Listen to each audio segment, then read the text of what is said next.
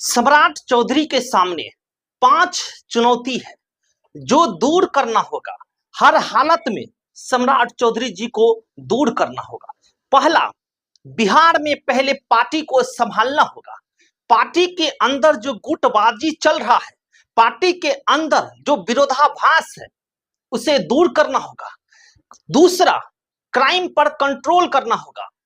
तीसरा, नीतीश कुमार के कल्याणकारी योजना के लिए रेवेन्यू जुटाना होगा। चौथा, भ्रष्टाचार मुक्त बिहार के नारों को हकीकत में बदलना होगा। पांचवा, बीजेपी का वादा नौकरी, उद्योग और पलायन को रोकना है। पूर्व सीएम नीतीश कुमार ने लाइन इतनी लंबी खींच दी है कि उसे छू पाना संभव नहीं है। अब कोई सीएम से सड़क और इंफ्रास्ट्रक्चर पर बात नहीं कर सकता है, जो पहले बिहार का सबसे बड़ा दर्द था। लेकिन इन सबों से आगे कुछ तो करना पड़ेगा।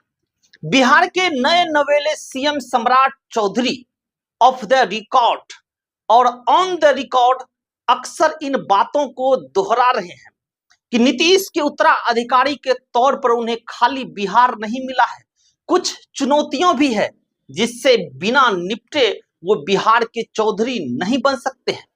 तो आइए हम आपको जो 5 सवाल बताए थे जो सम्राट चौधरी के लिए है, हम उस 5 सवालों का आपको जवाब बताते हैं।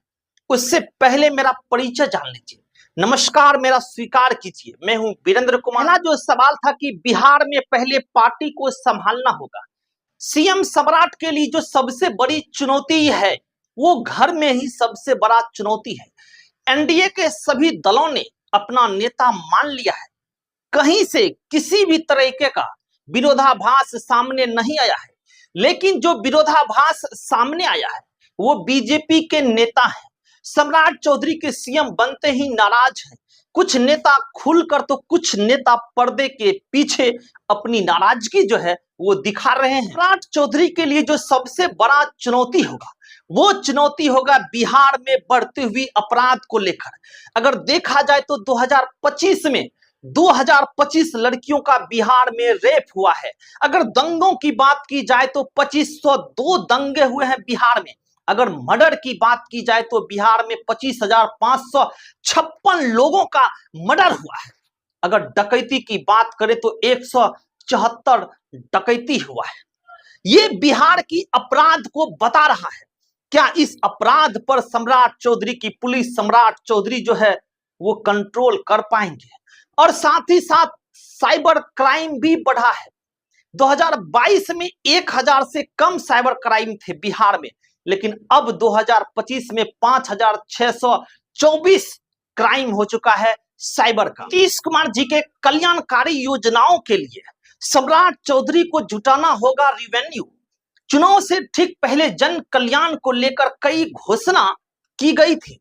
अगर बड़ी योजनाओं को देखें तो 1.8 करोड़ से ज्यादा जीविका दीदियों को रोजगार के लिए 10,000 रुपये, 125 यूनिट बिजली फ्री, सामाजिक सुरक्षा पेंशन की राशि डबल, आंगनबाड़ी आशा कार्यकर्ताओं की सैलरी डबल, आंगनबाड़ी सेविका को स्मार्टफोन जैसे घोषणा सरकार ने किया था।